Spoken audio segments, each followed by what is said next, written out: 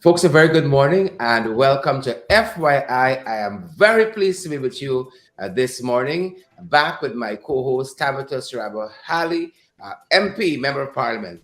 Even though that's not the cap she's wearing this morning, co host is the cap she's wearing this morning. Tabitha, welcome. How are you doing? Good morning. Good morning.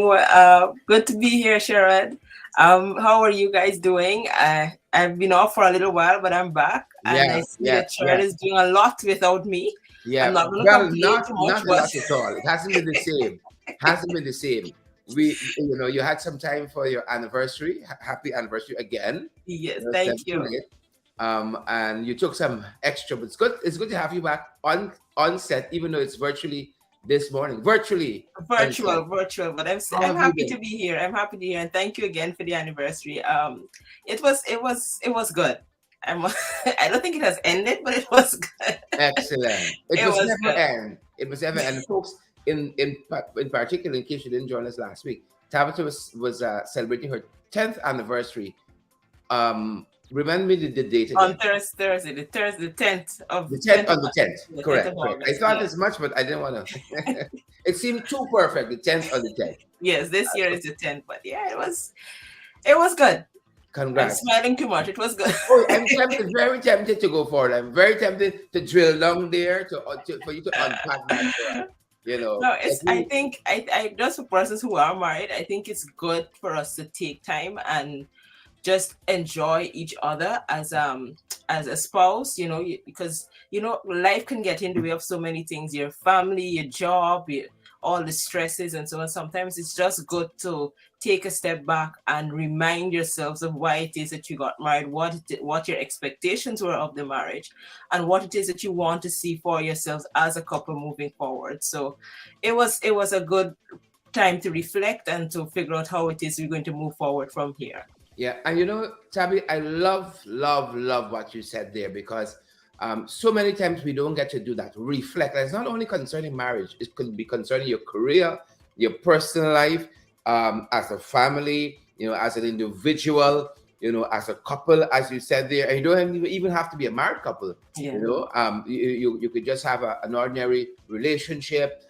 But time to reflect Yeah. is very important. I think someone talks about the examined life and how Yes, important that is. introspection is always important, because if we don't do the necessary introspection or reflection, then we're not really ensuring that we are where we are, that even if there are things that may be wrong or things that we don't see, thing that is going right, that we need to find the time to reflect on what our roles are in whatever process that we're going through, and what we can shift for ourselves, not for the other person, but individually for yourselves, what shifting can be done so that we can be in a better space. Because everybody knows, you really can't change another person. The best thing you can do is change yourself to be the best version of you, and hope that that also replicates other things in the situations around you. I love that. We apologize for that little glitch there, but Tabby, there's a philosopher in you yet. I can hear that. The examined life. And folks, we encourage all of you who are joining us, who are sharing the broadcast, who are smashing that emoji, but who are going to partner with us as well. Examine your own life, on a daily, weekly basis, monthly, yearly, how far you've come and how far yet you have to go on that journey. And we hope that you guys are so much closer to those goals and aims and ambitions that you started the year off with. We start with all of these New Yeah. Year's resolutions and so forth. Resolutions. And we And hope even if you're not, it's never too late to start. It's never never too late too late indeed. to press the reset button and Never to too say late from indeed. today I can do better. Because for me, it's my health. I'm supposed to be starting the gym a very long time ago, and I'm still. You sound like somebody I know, very close to me. Right? She who shall not be named. She who shall not be named. But you can always start. It's Yeah, never too yeah, late, yeah. as Yeah, long as we have plans. our role, Cleon, is just to be good encouragers. You whenever you're ready, whenever you're ready, we're gonna be supportive whenever you're ready. Yes, yes. So good Yeah, morning to the viewers. Good morning. Hope you guys are having a good day. It's the start of a new week. yeah, Whatever may have happened yeah. last week, I'm hoping that you can start this new week on good thoughts and good energy, And Yeah. go after what it is that you desire for yourselves. Go after it with all your heart, and pray, and all of those things. And I'm hoping that this is the best week that you've had in a long time. Correct. Correct indeed. Correct indeed. Tabby, we got a lot of stuff to touch on this morning. Some of them are light, and we want to start very light this morning. And then, unfortunately, we got to touch on some very heavy issues as well. And we're going to even have a guest stopping by, folks. We're going to even have a guest stopping by a little later on in the program. So if you're ready, Tabby, let's get to some of those I'm things. ready. We're Let's tracking go. internationally. We're going to touch on some of those. Folks, let's get right to it, and forgive us, we're not in our usual um, studio setting, so not everything is clicking right, and lots of the stuff we get help with we're going to have to do manually this morning.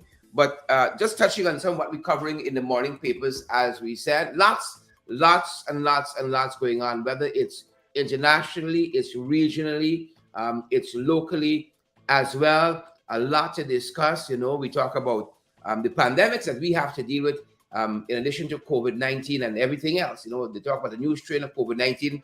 Some pandemics we're dealing with is violence against women and girls in the society that we live in particular, carnage on our roads and waterways, fires. We got an unbelievably high incidence of fires where we're from in Georgetown, Guyana, period. But let's touch on some of the issues we're following internationally this morning. Tabitha, this one might not appeal to everyone, but there was this big fight brewing between a literal cage fight between Mark Zuckerberg, the co-founder of Facebook and other platforms, and the owner now of Twitter, and Tesla and a lot of other companies, SpaceX and so on, Elon Musk, right? And we saw recently that Zuckerberg is saying that Musk ain't there for nothing.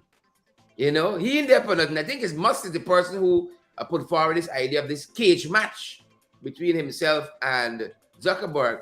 I actually would bet on Musk, because Musk looks leaner, a little more fierce, but like he's a coward. He's a coward, and we see Zuckerberg calling him out. He said, let's move on, because like this boy ain't serious.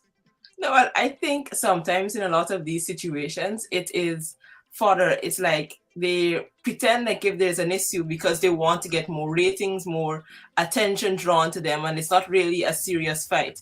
You see that happen a lot in the music industry, where they create a whole issue between two individuals so that more persons can be drawn to whatever new song is coming out, or whatever new video or something that is coming out. And I think it's no different in this particular aspect. I know they have their own problems, but they're at a different level. I can't take them too seriously, because they obviously have a lot to be thinking about a cage fight at this stage. But I think it's more of Musk trying to draw a lot more attention to himself and whatever it is that he is trying to accomplish, more than an actual fight between the two. I think based on all that Musk has been trying to accomplish over the last couple of years, some of them have been successful, others not quite. And I think it's a way of him trying to stay in the spotlight. I think he requires being in the spotlight, and I think this is one of those attention-seeking situations on his part.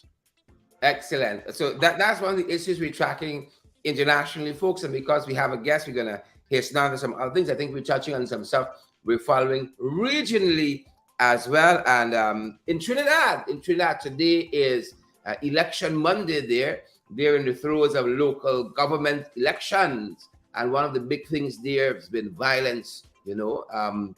One of the stories that we're going to touch on just briefly here is the fact that there was a duo found shot to death. One of the folks died in the hospital, one on the scene. 60-something bullets overnight, and crime has been one of those issues, like Guyana and other places in the Caribbean, internationally and regionally as well, that we are kind of fighting against. And Trinidad got the full brunt of it right now. As a matter of fact, Tabitha and others on the campaign trail, it was former Prime Minister Kamala Persad-Bissessar of the UNC, the United National Congress there in Trinidad, who said you got to light them up when they come in your house, unlawfully, when them boys come. And so they're in the throes of local government election. Today is election Monday. Yes, we'll see what the election results bring at the level of the local government. You see, understanding Trinidad is as complex as Guyana in some aspects, especially the political aspect. And you'll see, I'm interested to see how this all plays out in terms of local government and how people respond to what is happening and what is being said by the politicians on the ground there. So we wait and we see how that ends at the end of the day. Best of luck to all of those who are running for local government elections there in Trinidad.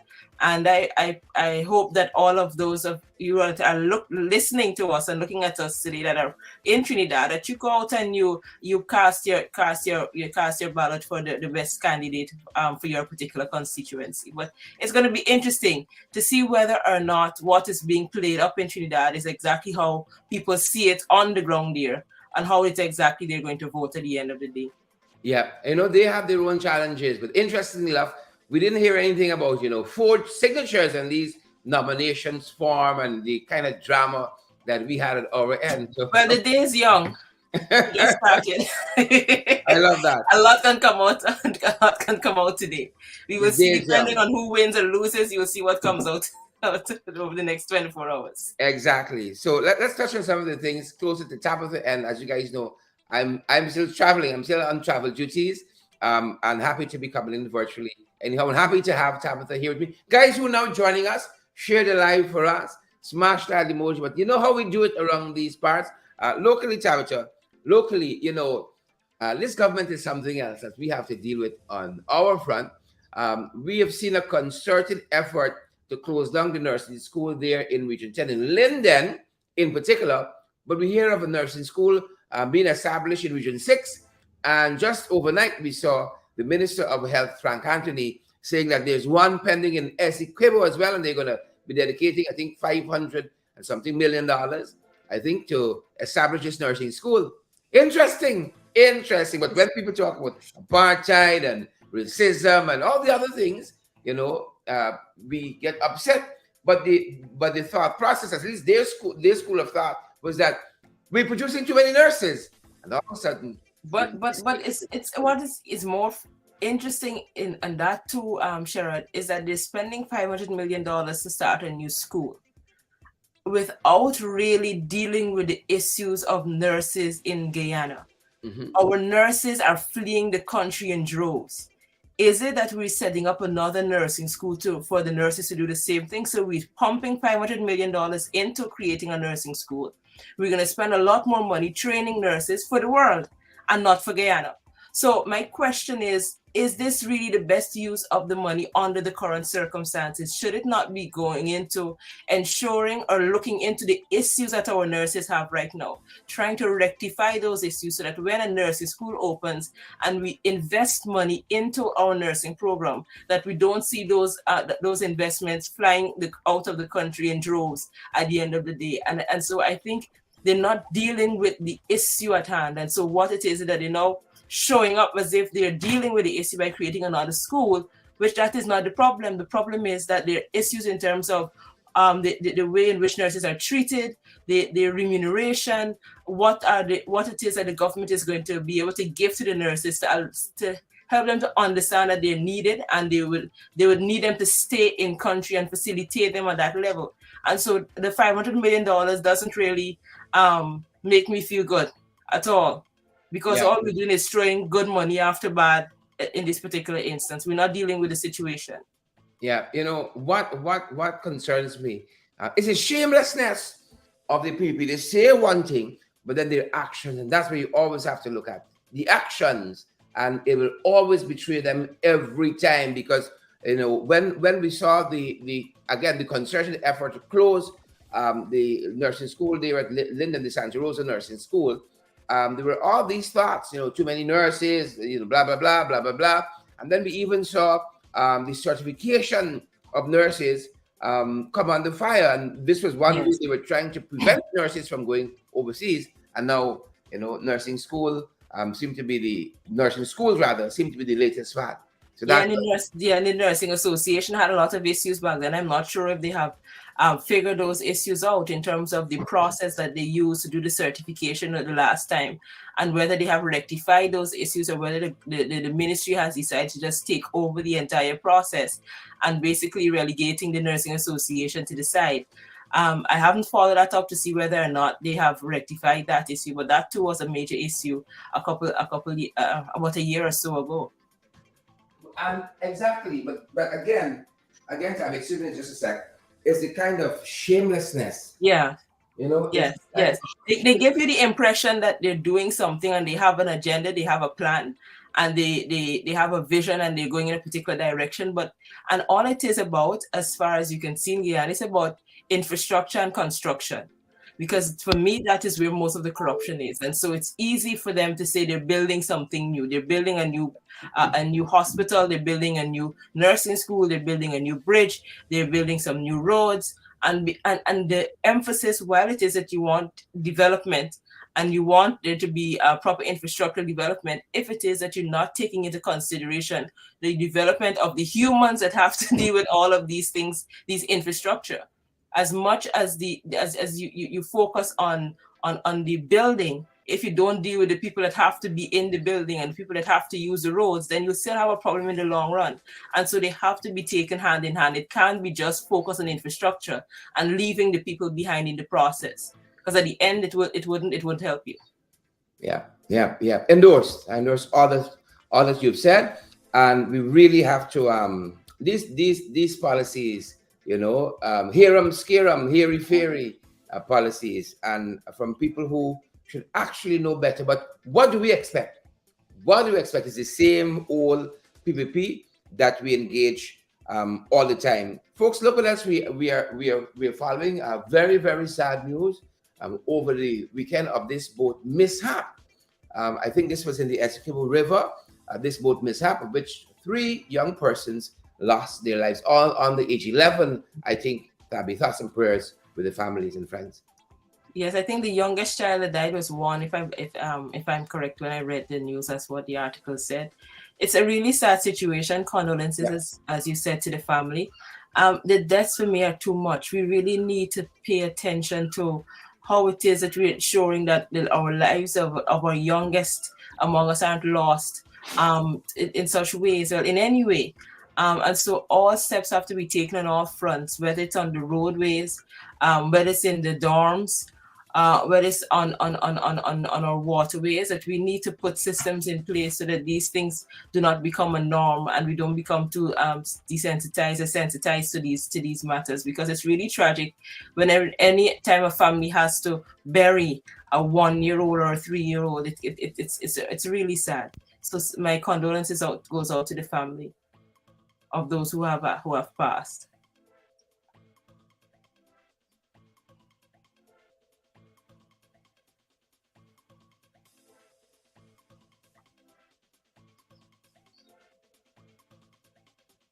Something we always tracking at this end here, and is we talk about the pandemics that we deal with as a country and as a society, carnage in our roads and waterways, and this is just one example of that. Specifically, they're telling us ages 1. Let me pull up quick. Ages 1, 3, and 12. Yeah. Those were the ages of the children who died in this boat mishap over the weekend. And again, our thoughts and prayers go out to the friends and family, the community, which they obviously hail from, and it's just one of those things. It's just one of those things, And as you said, we got to deal with it frankly. I don't think no other country on earth, deals with so much mishaps, on the waterways, on the roadways, and it's a small population. Yeah, you don't see what you don't see, Sharon. It's like, when things happen and it's obvious that the society or the government recognizes their role in ensuring that it does not continue to happen. There's a concerted effort. There's an approach. There's a policy that comes out of a tragedy. There is some things that happen that you see in society that people can say, well, they're taking this thing seriously and they want to see an end to these things. But that is not what we see. We see a minister coming out saying that crime has reduced that there are no issues, and so there is no sense that the government is recognizing that there are a lot of situations that they don't have a grasp of, and they need to find ways to deal with these issues. You don't see that. You just see it as if it's another day in the life of Guyana, and these things happen, and we can continue to do what it is that we're doing. So it's sad when at the head of our country, that those ministers and those in government who are supposed to be leading the way in terms of all things, not just infrastructures, I was saying, but our human resource, and the lives of our people who should be near and dear to our hearts. When you see things like this, that you don't take an approach that shows people that you care and you want to see it stopped, and you will take the necessary effort to ensure it stops, and we don't see that coming from them. Yeah, yeah. Just the situation that we are dealing with. We're starting to cook in the kitchen at our end, so you're going to be hearing some sounds filtering in. But again, one of the other pandemics is a fire tuition over the weekend. A house went up in flames, and it's like mind-boggling the amount of fires for such a small population. And when you hear about fires and prevention and so on, is that special fire prevention week, and then it's in all the newspapers and so on. Exactly. Yeah. There don't seem to be a concerted effort. Exactly. Where is the Guyana Fire Service? Yeah, I just want to alert our viewers too. We have our guests backstage, and we're going to be heading to our guests very, very shortly. But you got issues like this we got to deal with on a daily basis. And at this level, Cheryl, as you're saying, we're having fires every week, every other day. There's something, and you don't see the Guyana Fire Service out and about in the communities, in the schools, in the workplaces, helping people to understand what may be the issues that may cause fires, and helping people to prevent them, so that it's not a case of they now just have to come with the hose and hope there is water to end something. But the thing is, prevention is better.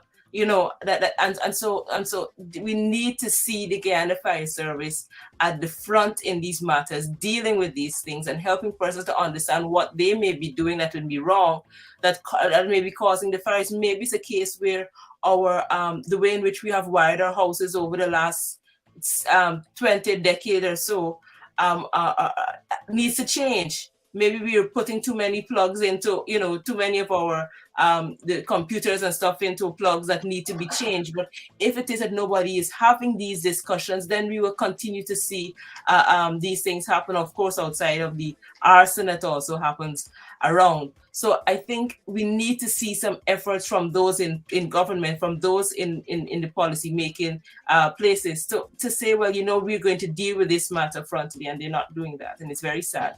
Yeah, because more lives will be lost. They were saying out of the Mahdi dormitory fire that they had installed the fire detectors, the smoke detectors, and so on. Maybe those kinds of things should be a national policy, right? As against a very piecemeal way in which they're dealing with it, and definitely a greater public relations effort from the Guyana Police Force, in terms the Guyana Fire Service, in terms of fire prevention, of course. And then there's a whole mindset in terms of education, prevention, and then penalization for those who want to be very, very flippant in the way they go about this kind of thing. Exactly, I agree, and that is what I'm saying. We need to be a bit more. It's as if we don't understand that it's a country and it's a state, and the state has a responsibility. And like those who are in these positions don't understand their responsibility. So they're placed in positions and they're going about fighting fires instead of finding ways to prevent fires, because they seem to think that their only responsibility is fight a fire once it occurs. And they don't understand their responsibility in terms of the prevention aspect of those things. And we see that in every space. Yeah. There was a decisive decision out of the High Court recently, Tabby, and this is where I want to pull in our guest this morning, and we're going to touch on two other issues afterwards. But there was a decisive decision out of the High Court quite recently on the Guyana Public Service Cooperative Credit Union, where the High Court judge actually put back three persons who were recently kind of thrown out of office there. There was a coup at the Guyana Public Service Cooperative Credit Union. Trevor Ben was thrown out, Mr. Mentor, and Miss I'm seeing the last name there, and it is slipping me, but the treasurer also was practically thrown out, and the judge reinstalled them into office overnight. We saw some shenanigans coming out of the Ministry of Labor, who has oversight over credit union. I mean, it is mind-boggling. You know, they seem to have swooped down and they install their own people now as chairman, etc. And we have a young woman who is joining us. Let me pull her in, and I hope I have her name correctly. I would love if you can tilt your camera a little bit for us downward, so you're on the same level here. And I think the first name always kind of gets me. Mahilai. Right? Yes. McCalmont. Excellent. Mahilai, it is such a privilege to have you on this morning to bring clarity to this issue. Talk to us. Give us a little background. I may not have captured it in essence correctly, and then tell us where we are on the labor front. All right. Good morning, Cheryl. Thank you for having me on your show. What I want to do quickly is to give you a background of what has happened. Why are we in the court first and foremost? A group of concerned citizen members of the Cooperative Credit Union decided, look, we are not satisfied with what is happening in the credit union. Hence, we need a special general meeting to discuss this with the Committee of Management. At that time, the Committee of Management, being governed by Karen Van Slightman Corbin, and we said, look, we just want to have a discussion on the way forward. 2,000 of our members signed a petition asking for this. Basically, it was given, and we didn't even get a response to say, well, look, we are replanning this thing, or thank you, we will, no form of concern. You didn't get any response from the labor from the labor ministry. So that is after the fact. Union. So we had no response from the chairman then of the credit union about this special general meeting we would have asked for. Fast forwarding, we decided, look, if we can't get an answer from you, the people we have elected, bear in mind, these are people I have voted for, because I believe that if we cannot hold our leaders accountable, then we are not making any sense. It means that our leaders are not serving our purpose. So we decided that we're going to move to the court. It took a while, but thankfully, we would have been able to have a judgment on the 24th of October, where the judge said, look, you must hold this, the 30th of September, you must hold this meeting by the 24th of October. With that being said, the judge also ordered that it must be done the way it was done in 2021 AGM, that is the annual general meeting. So some of the things that happened then is that there was this IT company in Trinidad that was supposed to be used as the first thing. Then they were supposed to send out a notice with the agenda.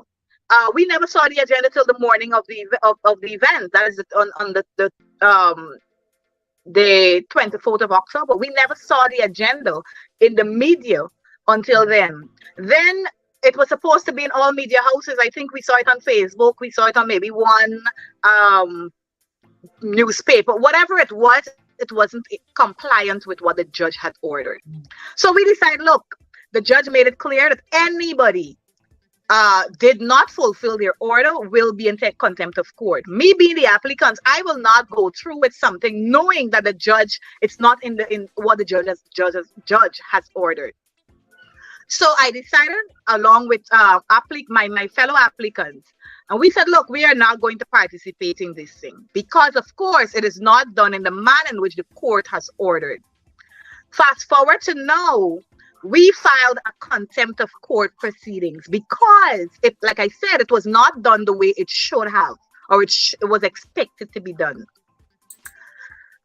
Of recent, I think it's the 25th of July, the judge made specific orders. He said, look, in the court, the first thing I must want the members to know when we were in the court, these committee of management members, under the leadership of Karen Van Slytman Corbin, who was then the chairman, did not turn up at court. Upon asking why they weren't at court, you know what we were told? That they are overseas representing the credit union. Every time you miss the committee of management and the members, they're overseas representing the credit union. We haven't had any report on the credit union page to say, look, we would have engaged in this meeting somewhere, and these are the results, and this is how we will better able help the credit union and so on. We haven't heard that ever in the time of travelings, and then the travelings amount to $31 million of recent times. So this is real money, real issue, real struggle that we're going through. Fast forward to now. Frequent flyers. Correct. So fast forward to now, the judge would have ordered for removal first, removal of Ruth Howard, removal of Karen Van Slytman Corbin, removal of Jillian Pollard. No, he removed those people and asked that 3 people be replaced by them. One, Patrick Mentor being the chairman, who was the vice chair, Trevor Ben being the secretary, and Raj, who was already the treasurer, remained as the treasurer. In last Friday, I got a call to say that there is a meeting going on at the Ministry of Labor, and these people, being the CCDO, the Chief Cooperative Development Officer, decided that he gonna get court ruling and abide by the court ruling. He will make his own decision and decide who he wants to be chairman, decide who he wants to be secretary, decide who he wants to be treasurer. So, like I said, the court had ordered for 3 people to be there. What we saw was Rajdai Juggernaut, who was the treasurer, being pulled up as the chair. We have no problem with that. Because if you decided that's what you want, you're still among the 3 people that we have. Good? They decided they're gonna put Patrick Mentor as the secretary. And Saskia, I'm not Eastman, I think her name is Saskia Eastman as the treasurer. No, the court ordered 3 people. Even if you decided you want to restructure these people, even if you decided you want to play your hands in power and whatever you want to do, let the 3 people remain. Now, my question is it a personal attack or a personal grievance against Trevor Ben? Why is it that Trevor Ben hasn't been placed on this committee? That's the first thing. The second thing is they put a notice out there, or a report of what happened in this meeting. But what we didn't see as members is the decision taken. And I think I am most frustrated at the decision taken, because we have been in the court for years. This is not today. This has been since 2021. So we have been in the court trying to get answers. Now that the court has finally answered us and made a decision, you are upturning and usurping this decision. Are we saying that the CCDO is greater than the Supreme Court of Guyana? Are we saying that the judge's orders could be flouted and thrown out, and it is accepted? Amended even. And even so amended, And so my issue here is that they have decided, that is through the CCDO, he has decided, you know what, when Trevor Ben, okay, so let me back up a little. When Trevor Ben, Patrick Mentor, Rajdai took office, they decided, look, we would want to know what we're taking over. So they have ordered an audit. One of the first things that the CCDO ordered was for them to stop the audit. What is there to hide? My question will be, why don't you want us to know what these people are taking over? Are you afraid of the $31 million that we were aware of?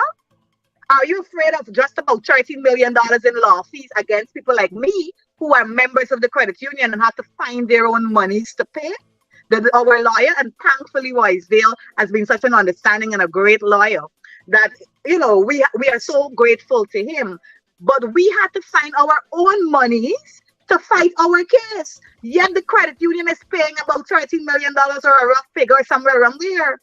Yeah. So the lawyers, to their lawyers fighting us, who are members of the cooperative credit union, who are using our money to fight us. So I want us to understand that is the first thing the CCDO decided that he doesn't want. The second thing is, I don't know if you would have seen it, but under the leadership of Patrick Mentor, who is now the acting chair or the chair appointed by the court, we have notice out there for a special general meeting. The people said, look, we not get no special general meeting. We pulling that back too. So he has ordered for that to be pulled as well. So there will be no special general meeting according to him on the 10th of September. So my question is, this is according to the CCDO. Correct. So after he would have kept this meeting, he decided on these things. That one, they're going to pull back the notice for the special general meeting. So there will be no special general meeting according to him. Secondly, there will be no audit. They want the audit to stop. Good? Because of course there must be something to hide, I guess. Because why wouldn't you want people to know what they're taking over? I don't think it's anything to be afraid of. Do no evil, fear no evil. That's my biggest thing, you know?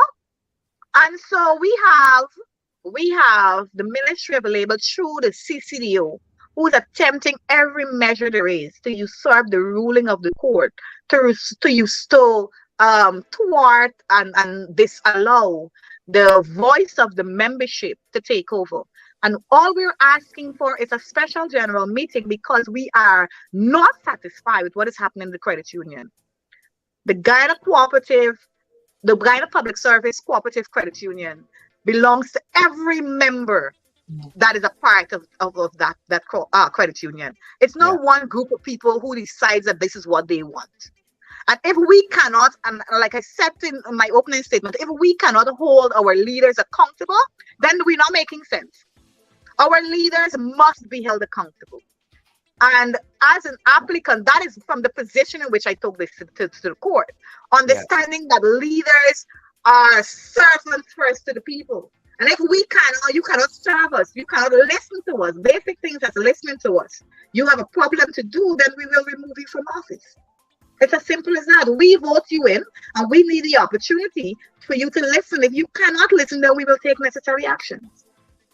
Mahila, these are very, very serious developments. Tabby, jump in. Yes, Mahila, thank you very much for bringing us up to date with what is happening there at the credit union. And I think what you're saying to us and what it is we're hearing is basically there is this desire to ensure that the credit union does not do what it should do for its members. Because I don't think sometimes people understand the importance of unions in general and the credit union, because that has money implications as well, and how important that is for the membership. And the fight that they're getting from the labor union should wake people up to the importance of the credit union and the reality that the PPP does not want a credit union that is independent and that has somebody who at the helm that is forward thinking, that somebody at the helm who is ready and prepared to ensure that its members get what they do deserve and is not interested in, And so my question to you, Mahia, is where do you go from here?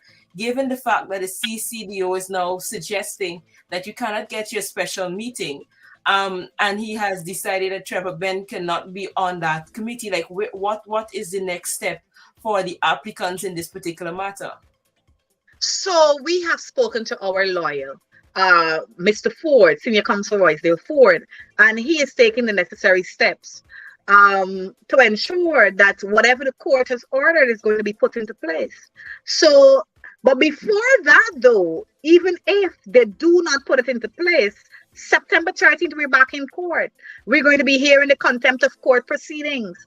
And I personally would like to see people be held accountable for their actions. My thing is, if you believe you are bigger than the law, let the law prove you wrong. And I think too many times in Guyana, we have people who can flout the law and believe that they're bigger than the law. My thing is, nobody is bigger than the law. No, if people are putting you in position to serve, just serve the people. That's as simple as it is. Yeah. Mahela, do you approach this as a case of a rogue CCDO, or you think there are other forces that are at play here? Definitely not a rogue CCDO.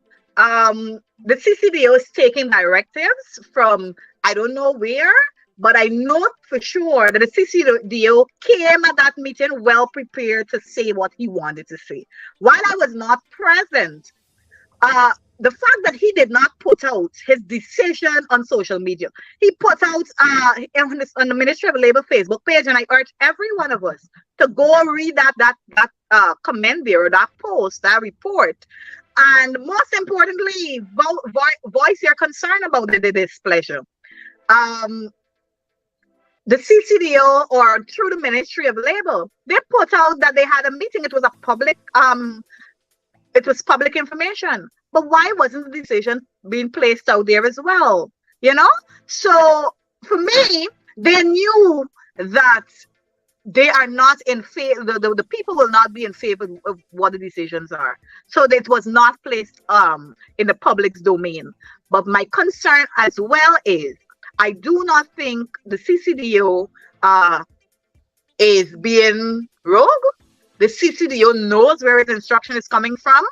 I cannot say because I don't want to speculate, but I'm saying that wherever it's coming from, it is a way of destroying the credit unions, because a lot of people know the value of the credit union if it is properly governed. Yep. Tabby, jump in at any time. You see all the shenanigans that's happening here, and it has a clear pattern to me, and it has a clear aim. On the Ben's leadership, we saw this credit union move from 0 to 60 in a very, very short period of time. And then you see all of these shenanigans happening. And to me, as a member of the union, in the interest of transparency, this timing of the work of the credit union and the expansion of the credit union, my thing is, this is madness. Really, truly, you can't govern like this. One of the things that stood out to me is when you said that you all were able to amass 2,000 signatures in terms of moving this process forward towards AGM. Some of what I saw the CCDO saying is that in the interest of members of the credit union, they're stepping in because I think they said staff, I don't think they mentioned the word members, approached them and complained.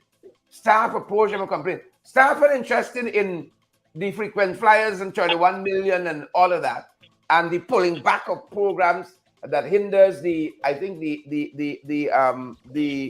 empowerment of members, but staff interested in the court and the court decision being implemented. That seemed very, very strange to me, Bahila. And if I can jump in there too, the staff is being hired by members of the public.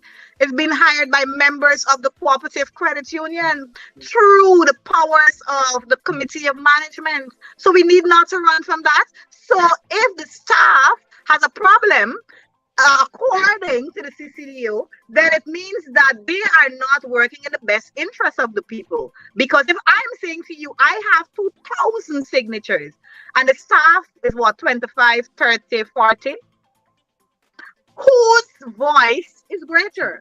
Isn't it the people of the 2,000 who is saying, look, we're fed up? Let me give you a typical example of what is happening right now. Right now, there is a back to school loan. Started that the period for application started in July. They said that they're going to start paying people in August.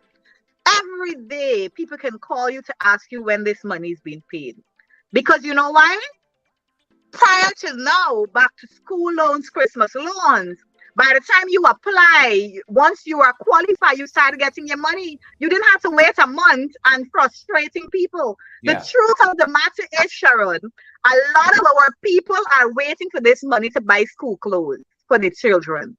A lot of our people are waiting to ensure for this money to ensure that the children are comfortably registered in school. I can tell you this because these are real concerns I'm getting daily. People don't worry with the $40,000 that was given because it's done from the time it was given. That's the reality.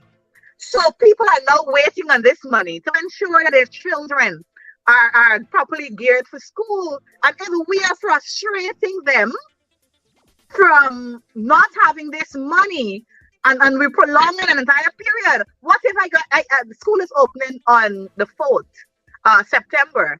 But what if I get this? The other thing is, I think here that's important. It's not free money. It's their money. No. It's my money and I have to pay back this loan. It's a loan. So it's not a case where you're giving me this money and, I'm giving you as a grant. It's not a grant. It's a loan, which means I am paying it back. So if you open this to me, the only opportunity that people might have had is that they don't have to submit as much documentation and so on for this loan. It is $50,000. And why is it taking people so long to get their money? Some, of course, might have had, but the vast majority is still waiting on this $50,000. You see, and I think it is always on purpose that they are stymieing these processes because we understand that they don't want the people to grab. So in a nice way, you're putting it out, but you're frustrating the people. It's like, let me touch quickly on the car loans and the mortgages. You are applying for a mortgage in January, and they tell you can only have a date for a meeting in November. Whether it's a car, whether it's a mortgage, that is unacceptable. Yeah. Now, let's say, for example, I have duty free. My duty free can only last so much and no more time. Then it means that you're sending me out of the credit union to go somewhere else to get that money because the credit union I am throwing my money or I am serving cannot serve me back in return. And that is what angers me every time I think of this, because our people are not benefiting, but a group of people jumping on the plane every opportunity they get. And how does that benefit the vast majority of us? How does that benefit our people in the long run? Yeah. Tabby? Mahalia, I thank you so much for what you said. You see, I need people to understand this thing with this credit union. It is so important. It is a version of a bank minus the stringent procedures that the bank has to go through. It's also a version of the bank, but it's a bank that is owned by the people and is for the people. Correct. It's not a bank that is owned by 2-3 I thought it was owned by the CCDO. Exactly. A 2-3 person who only interested is profit. The credit union ensures that the people's money get back to the people and if they have the right managers in a timely manner, and it would see that the lives of the people would be better off. And so this frustration is intentional. The frustration is because the people would not be going to the regular banks for loans and the banks would be losing out. This frustration is because those in power recognize and realize that if it is that the credit union has proper management, it's a force to be reckoned with, and they don't want that because they know who it is that are part of these credit unions. And so just as how they have attempted in times past to get rid of the unions or to reduce the power of the unions, they're attempting to do so with the credit union because Trevor Ben has done an amazing job since he got there. And so what we see is an attempt to ensure that the credit union does not live up to its potential. And as the membership of the credit union, kudos to you for doing what you have done thus far.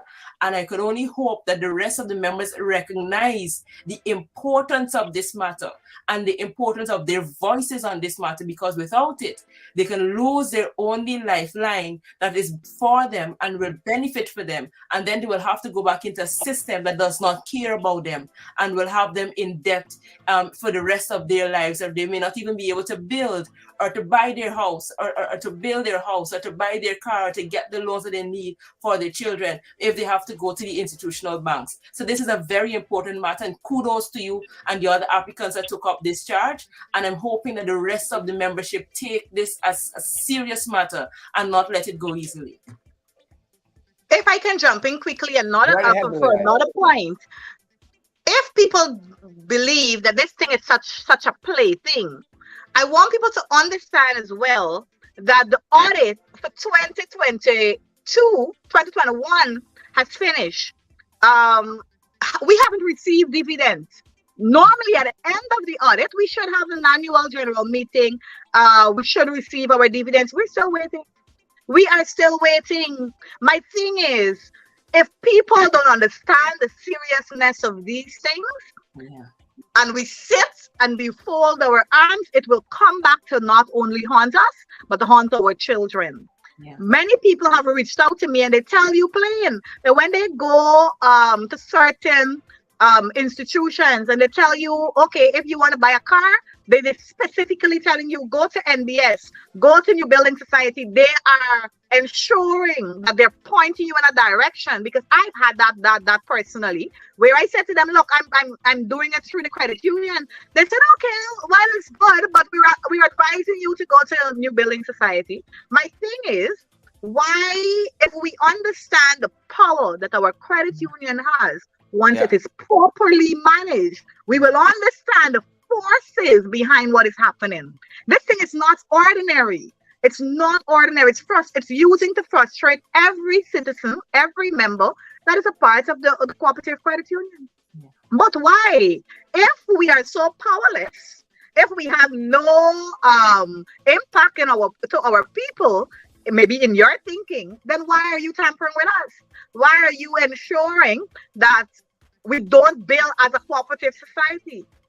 You know, so the vision that Trevor Ben, and of course, we know that once the special general meeting continues, and we pray it does, once that continues, we will have a team running for the management of the cooperative credit union. So look out for Team Ben, because we're coming very strong to ensure that not only that we are accountable leaders, but we are going to be the voice for you, and we are going to listen to you first and foremost. We are going to ensure that the credit union being governed the way it should and reach its full potential. I mean, that is what the people are most afraid of. But we know the power of the credit union. We know what it can do for our people. We know what it can do for people of our kind, and we ensure that, you know, those things are going to be first and foremost on our agenda.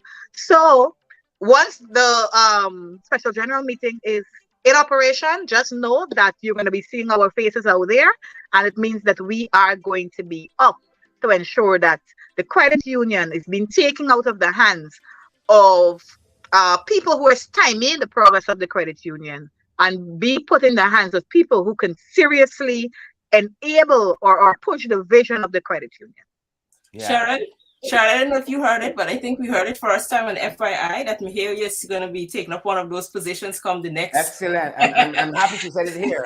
And I'm inviting you, Mahalia, to come back and to give us an update on how things are moving forward. Thank you, and I'm sure willing to do so.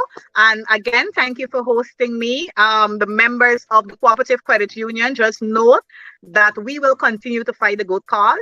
The fight is not for me, Mahalia, or for any member that just wants to be in office. This fight is because we understand that the forces there be wants to keep us down as a people, wants to keep us down as members of the Cooperative Credit Union. So we are pushing forward with every opportunity we have, even if it means to take it to the court like we continue to do. We will do everything in our power to do so, because we believe that nobody and nothing is beyond or bigger than the law. So once the court has given us a specific direction, we're willing to work with that. And so thank you so much for having me on your show. Thank you as well, Mahalia. Thank you. All right. You too. All right. Tabby? Sharon? No surprises there from them boys. No surprises. You know, Sharon, this is so important. This is where you see how people really feel about others. Because you can talk about one Guyana, you can talk about you care about all the people, and you can talk a lot of things.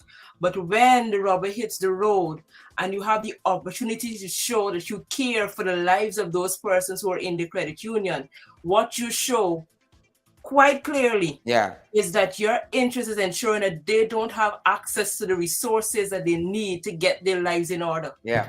That is the Yeah. bottom line, and we cannot allow it to stand. And I pray that all of those members who are listening to you and persons who are part of the credit union do not take this thing for granted. It is Yeah. a very serious matter. Very serious. And I think they tip their hands when they stop the audit. If you're interested in transparency and accountability and good governance, why you want the audit? Exactly. Right? I mean, there's something that is going on there. Yeah, you tip their Sure, hands you have when they any idea try how to much pull money back is in the the credit union? AGM, which will regularize this whole operation with the court having to push off 3 persons, bring on 3 other persons, let the people decide who they want. You know, come back to a special AGM. And then when the court said let these 3 persons go in, and you only want 2, and you pull out the particular one, You're bigger than the it's your court. hands there. You're bigger than the court. The CCDO has decided he doesn't have to listen to the court. Like, what's the purpose of the court? The court doesn't matter. But we see the powers behind the CCDO. Exactly. We see you there, Hamilton, Pilori Joe. We see you there, Papa Jagabat. We see you there, Catchfish. We see y'all. You know, we see y'all. Yeah, but there's a God, as the folks say. There is a God. I shared. This thing is really, it's really sad. It is really sad because as a society, why would you find ways to infiltrate a system that can help people?